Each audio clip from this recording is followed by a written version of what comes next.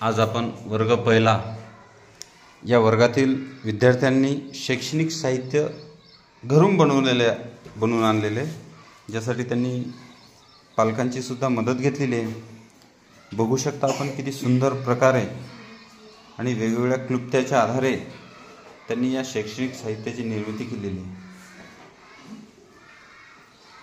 प्रत्येक मुलांनी एक वेगळी कल्पना सादर करून या ठिकाणी आगळं आपलं शैक्षणिक साहित्य तयार केलेलं आहे। बघू शकता आपण सर्व, खूप छान, उत्तम।